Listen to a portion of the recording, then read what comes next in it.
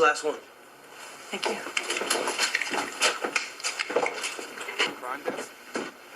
For a second. You just give me. When did you get in the morning? You want?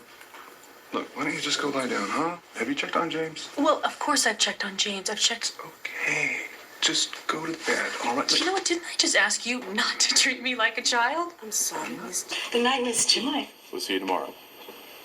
Like the locks changed again in the morning.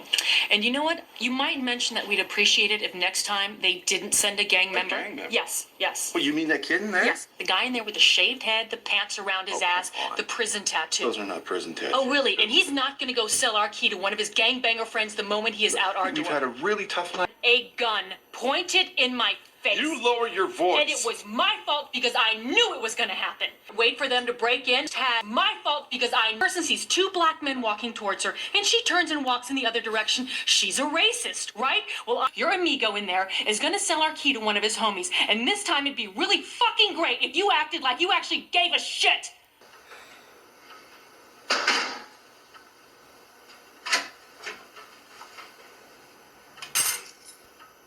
All he wants is for Sandra Bullock to love him. That's all he wants.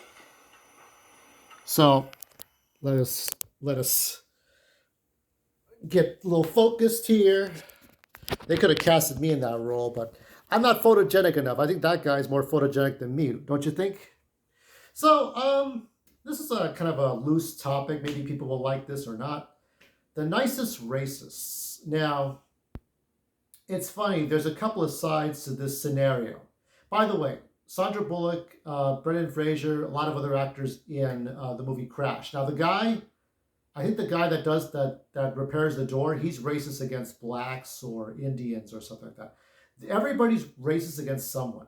This is the movie that your 13-year-old and onward need to watch that movie. I felt this way since I saw it in theaters. I went to watch that movie in theaters. Not Chris Cronenberg's Crash, this Crash. And there's another Crash movie. But this one with Sandra Bullock in it, this is the one, teenagers, kids who are developing, going through the changes and puberty. This is the one they need to watch, okay? Because I remember seeing something, I don't know if it was Paul Joseph Watson or some right-wing channel where they say, oh, the problem is racism. No. It's the perpetuated, it's the gaslighting fear of accelerated racism. That's the problem. It's the fear that racism is at an accelerated high. Right now, we could be on the brink of World War III with, Palestine and Israel. We got tensions here at home. The United States isn't taking care of us at home. We're worrying about overseas problems. But let's bring it down to domestic. Now, who are the nicest racists? I would say, honestly, like, it's the people. So you go to Harlem, what do you see? A black community, right? South Los Angeles, you see black Mexican community. You go to any state near the 13 colonies, you're going to see white people. Now, whether it's Irish, Polish, Scottish, French, British, Australian white, Nordic white, Swedish white, you see white people, okay? You may differentiate them by their last names, but for a Mexican, black dude, Asian dude, you see white people. If you go to Alhambra, the city of, not Alabama, the city of Alhambra, the city of Monterey Park, or Gardena, Torrance, you're going to see Asian communities, Chinese. You go to Koreatown, or you go to Little Tokyo. You go to Gardena, you see Asian, Japanese communities in Gardena. So when you live in a community full of the same people as you, okay, in East Los Angeles, there are Latinos, not Latinxes, Latinos who are the same as me. It's easy. I remember taking a Taekwondo class, and in that Taekwondo class, one fat kind of guy in his like early 60s says, all these Asians look alike. But of course he's going to say that. He's a dumbass like that. But if he's lived in East LA or Boyle Heights his whole life, and all he's known Lorena, he's known Paco, he's known Pancho, he's known Miguel his whole life, he's not going to know Kwan. He's not going to know Jenny Lee, or Jenny Wong, or Jenny or Aquafina. They're not going to know those people. They're going to know only the people that are in the same race as their own. So with white communities and black communities, it's almost natural. That doesn't mean that they're going to burn crosses and get out guns and start joining the, what is it, the Proud Boys or Confederates or anything like that. It just means that everybody has their own premonitions and their own distrusts. And I love Sandra Bullock's performance in this movie. Now, my neighbor, who's retiring from being a landlord, he said one of the most funniest, honest comments is that, because a black dude once visited him. I guess he was a friend of another person. So he was friends with another Latino who was friends with the black dude. And he was asking him, well, you're racist, aren't you? I mean, you guys, so there's racism out here. And it's like, look, I mean, I'm not really going out of my way to be racist. His exact words were, the only black I usually like is on my tires. So for him, for my neighbor, he's not used to black people or black communities or white people or white communities or Asians. We're just used to being in our own cluster, you know. The one thing positive racist thing I will say is that Asian Americans have shame. Because if you watch any episode of Cops, who's running from the cops? White, black, right? We're always running. And Sandra Bullock her character made a good point. When you see the shaved heads, right?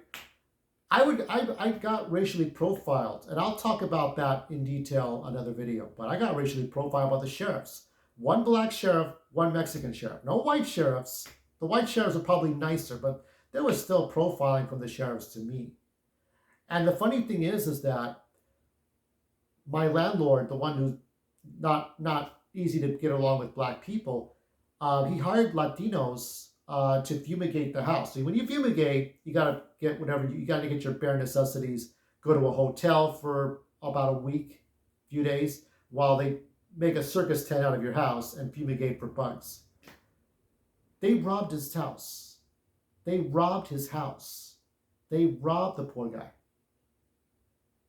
If that's even worse, okay? It's one thing if it's a Latino robbing a white person, right? But then we rob each other. And they robbed a lot of the tenants. I think one family left as a result, and everybody else stayed behind because he had paid for the insurance to cover whatever they were missing. So he lost money after fumigating for insects and all that and rats. He had to pay to cover the insurance of the tenants living there. Maybe not even charging rent for about a couple of months to make sure that they could get back on their feet. So that was difficult. They bore through the screen doors and then through the lock. They had to go through the extra step of getting through those metal screen doors that my landlord had on all the tenants' houses, all our rooms. So that sucked. But I think what we're going through right now, whether it's terrorism at home, terrorism overseas, somebody going crazy with a gun, the Trump haters, the Trump supporters, understand that the real racist people are probably more peaceful than you think. Do they need lessons in tolerance? Yes. And I think that what we find is that we're just going to get along with people who have the same interests as we do, okay? Whether we like Pac-Man, or whether we like arts and crafts, or whether we brown bag our lunches, whether we like the NBA and basketball, whatever. We just find common denominators, you know. I do tend to be wary of other Latinos with all kinds of complex tattoos. I worry a bit about that, you know. 1 or 2 tattoos isn't the problem. It's when they're all covered up with that shit. That's what worries my ass. And I'm the same color. So I think it's, you know, we live in a time now where we have sheriffs on platforms for buses and airports and trains. And they got these, you know, like Joey Diaz said, Rambo guns. And we're just watching each other now. I mean, the problems come more from my own people starting fights on the trains. You remember that, right? Why was I so late to Kate Quigley's performance? It was because of all that bullshit. You know? So that's all I wanted to say. I definitely recommend this movie if you can find it. if I can get us. It's not easy to do a video like this. Yeah, there it is. I'll show you. Here it is. I think this is the director's cut. I'm going to see this movie again.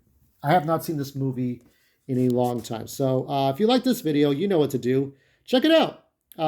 If you have a 13-year-old, 14-year-old, 15-year-old, I strongly suggest you take your child, teenage son or daughter to watch this movie at home.